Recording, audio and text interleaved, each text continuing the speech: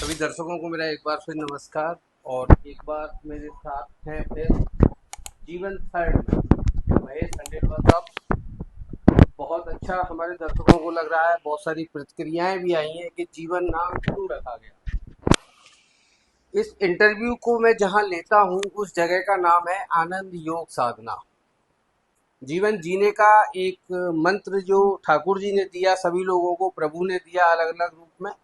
वो दिया कि ये जीवन है, ये अनंत आनंद है, इसका आनंद लोगों को लेना चाहिए। ऐसा ही भाई साहब की भावना है और इसी भावना से हम भाई साहब के साथ लगातार काम कर रहे हैं। जीवन जीवन का तीसरा पार्ट, सीनियर सिटीजन के इस पड़ाव पर आपका पहला नजरिया लोगों के लिए क्या है? सभी भाइयों को नमस्कार। जैसा आपने सवाल किया ये बहुत उत्तम है और जो वरिष्ठ नागरिक होना एक बहुत ही आत्मसम्मान की बात है। वरिष्ठता का अर्थ है कि जीवन के समस्त अनुभवों के साथ जो व्यक्तित्व निखर कर आता है वही वास्तव में वरिष्ठ है। किसी पुस्तक में कोई भी चीजें लिखी हैं वो एक प्रकार की सूचनाएं हैं, लेकिन जब उनको प्रयोग के आधार पर सत्य सिद्ध होना पाया जाता है तब वह अनुभव कहलाता है। तो वरिष्ठ नागरिक यानी एक वो अनुभवी व्यक्ति जो सिर्फ किताब का ज्ञान नहीं रखता वरंतु जीवन की हर समस्या को उसने अनुभव किया है, उसको गलत समझा तो दुख पाया और जब सही समझा तो आनंद उठाया। सर, मैं आपसे जानना चाहूँगा, आपके अनुभव में जीवन के सबसे बड़े सबक क्या रहे, जो आपकी लाइफ का पर्सनल अनुभव क्या हाँ, है? ये बिल्कुल आपने बहुत अच्छा सवाल पूछा। जीवन में तीन बातें होती हैं। जो मुख्य है वो है वर्तमान। वास्तव में हम वर्तमान में कम जीते हैं। हर व्यक्ति या तो भूतकाल में जी रहा है जी। या भविष्य काल की कल्पनाएं कर करके परेशान है। जी। वास्तव में न तो अब भूतकाल बचा और वर्तमान का किसी को पता नहीं कि जो तुमने सोचा वही होगा। तो आज जो मानसिक तनाव की स्थितियां हैं उसका मुख्य कारण या तो भूतकाल की बातें हैं या भविष्य के बारे में नकारात्मक सोच है। जब मनुष्य वर्तमान में जीना सीख जाए, समझ लो वो वास्तव में वरिष्ठता के क्रम में अग्रगणी हो गया और वर्तमान में ही आनंद है। वर्तमान में तो कोई कष्ट किसी को है ही नहीं और जो दिखाई देता है वो भी महज एक सोच है। कई बार कही जाती है जीवन में कि भाई जली तो जली पर सिकी भी खूब। अब नजरिया आपका कि आप उसको सिका मान रहे हैं या उसे जला मान रहे हैं। बिल्कुल बिल्कुल बिल्कुल। सर, आपको लगता है कि समाज में आजकल लोग जीवन के असली मूल्यों को भूलते जा रहे हैं? क्या ये एक बड़ा बदलाव आ रहा है? हाँ, समाज में जो बहुत बड़ा बदलाव आ रहा है उसके मूल में जी। एक प्रकार की ऐसी सोच हो गई है जिसको हम कहेंगे कि निजी लाभ। वो व्यक्ति निजी लाभ के लिए कर रहा है, जी। उसको स्वार्थ भी नहीं कहेंगे जी। क्योंकि स्वार्थी व्यक्ति, स्वार्थ शब्द का अर्थ है स्वधन अर्थ कि जो अपने फायदे की करे, जी। लेकिन वो फायदा भौतिक नहीं, दूरगामी। तो दूरगामी फायदा जब सोचेगा तो व्यक्ति अपने संबंधों को खराब नहीं करना चाहेगा, लेकिन जहां वो अल्पकालीन दृष्टि से और दूसरे को धोखा देके अपना लाभ करना चाहता है, आज उसको हम स्वार्थी कह देते हैं।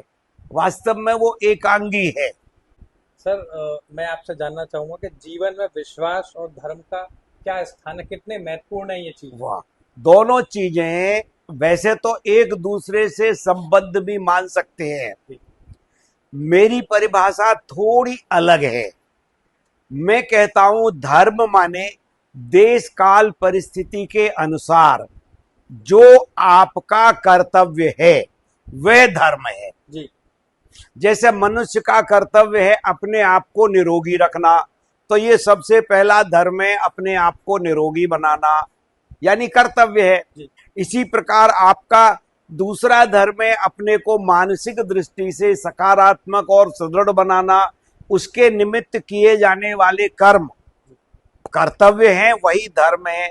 इसी प्रकार आप परिवार से जुड़े हैं तो परिवार के जिस सदस्य के नाते उसके प्रति जो आपका कर्तव्य है वह आपका धर्म है।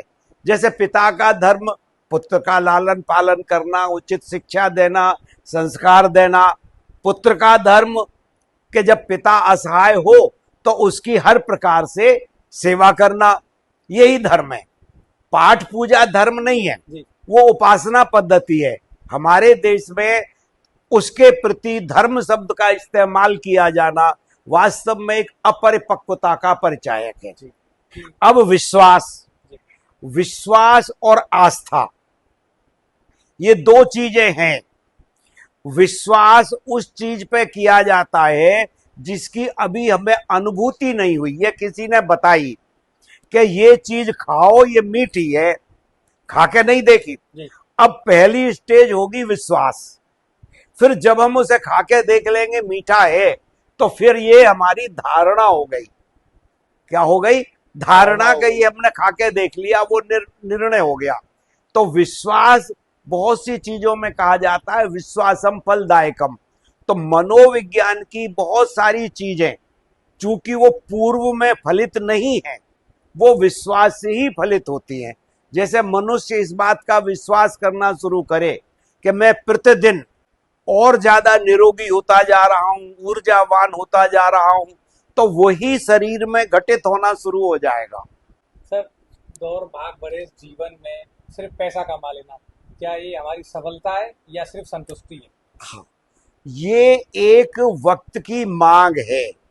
होता क्या है कि जैसे जैसे बच्चा बड़ा होता है, जब हम बड़े हुए तो हमने देखा कि पैसे से सब कुछ हो सकता है, और चूंकि हमारे पास उस समय पैसा भी नहीं था, गरीबी से निकल के आए, तो हमें लगता था कि हमारे लिए ये बहुत कुछ है। लेकिन वृंदावन में रहने के कारण बचपन से जो संस्कार मिले, उन संस्कारों में कहीं ना कहीं ये भी था कि पैसा बहुत कुछ तो है बट लेकिन सब कुछ नहीं नहीं है। और कुछ दिन बाद ये समझ में आ गया कि हम पैसे के लिए जीते हैं या पैसा जीने के लिए कमाते हैं। तो तब से हमने लोगों से कहना शुरू कर दिया कि पैसे के लिए जीवन नहीं, जीवन में उपभोग के लिए पैसा चाहिए, इसलिए कमाओ। ये नहीं कि 24 घंटे पैसे में ही लगे हुए हैं और जीवन के बारे में सोचने समझने और कुछ भी उसको आनंद लेने का या उपयोग करने का वक्त ही नहीं है। और आखिर में पता लगेगा जब चिड़िया चुग गई खेत कि जो कमाया वो कुछ काम में लिया नहीं और अंत समय सब छोड़ के जाना पड़ा। तो बाद में आदमी यही पछताता है कि हाय हाय, मेरा पूरा जीवन जिस काम में लगा वो तो अंतिम समय मेरे कुछ काम ही नहीं आ रहा। और वो फिर सिवाय ग्लानि और दुख के कुछ नहीं मिलता है। इसलिए धन जरूर कमाओ, लेकिन कितना। कबीरदास जी ने एक दुआ की कहा है कि साधो इतना दीजिए जामे कुटुंब समाए, और मैं भी भूखा ना रहूं साधु न भूखा जाए। यानी हम अपनी भी जीवन और गृहस्थी को सही तरीके से जी लें और आवश्यकता पड़ने पर जो भी हमसे कुछ अपेक्षा रखता है उसकी भी यथा सामर्थ्य मुसीबत में थोड़ी सी मदद कर दें। उससे अधिक का धन व्यर्थ है। क्योंकि हमारे ब्रज में एक कहावत है कि पूत कपूत तो क्यों धन संचय, क्योंकि आपके देखते देखते ही सबको बर्बाद कर देगा और आपको दुख होगा। और पूत सपूत तो क्यों धन संचय, कि आपको क्या जरूरत, सपूत है तो वो अपनी जरूरत का धन खुद कमा लेगा। तो इसलिए जीवन को जियो, जरूरी अर्थ जरूर कमाओ, क्योंकि अर्थ के बिना भी जीवन व्यर्थ है। भाई साहब, कार्यक्रम के अंत में मैं आपसे एक क्वेश्चन पूछूंगा। मैं बहुत दिनों से पूछना चाह रहा था। आप इस पे ना मुस्कुराना नहीं, क्योंकि मैं मुस्कुराता भारत पे काम कर रहा हूँ। आपको अगर मैं आपकी इस उम्र से, आज की उम्र से 25 साल पहले ले जाऊं या 30 साल पहले ले जाऊं, तो सबसे पहला दिमाग में क्या विचार आता? 25 साल पहले मैं मनोविज्ञान की कुछ चीजों पर शोध कार्य कर रहा था और उसी का सार निकल के आया था। मैंने एक अभियान शुरू किया था उस समय, जो आजकल आप चला रहे हैं, प्रसन्न भारत अभियान। बहुत अच्छा, ये मेरा प्लेजर है भाई साहब, आपने नाम लिया, आपको पसंद तो है मुस्कुराता भारत। हाँ, और मेरी कल्पना थी और उसका मैंने आधार बनाया था each one teach one every day, कि अगर एक व्यक्ति प्रतिदिन आधा घंटा 1 घंटा समय लगा के और एक व्यक्ति को इस बात पे सहमत कर ले कि भाई 30 दिन हमको ये अभियान चलाना है, तो आपको ताज्जुब होगा कि 30 दिन में 140 करोड़ की जनता रोते हुए भारत से मुस्कुराते हुए भारत में बदल जाएगी। बहुत अच्छा, बहुत भाई साहब। इसी क्रम में मैं आज इस इंटरव्यू को यही विराम देता हूँ। अगली बार मैं अपने दर्शकों से कहना चाहूंगा, मैं आपसे एक विषय पे बात करूंगा, आनंद योग साधना। क्योंकि मैं इस जगह पे हूँ, तो जीवन की का जो योग होता है, योग को लोग फिजिकल समझते हैं। क्या योग फिजिकल है, या जीवन जीने का एक सिद्धांत है, या जिंदगी में खुशहाली का भी एक सिद्धांत है, या जीवन में मुस्कुराहट का भी एक सिद्धांत है? अगला इंटरव्यू जो मेरा होगा वो होगा आनंद पर, योग पर, और जीवन में मुस्कुराहट कैसे भरी जाए। इन शब्दों के साथ मैं इस इंटरव्यू को आज यहीं विराम देता हूँ। नमस्कार।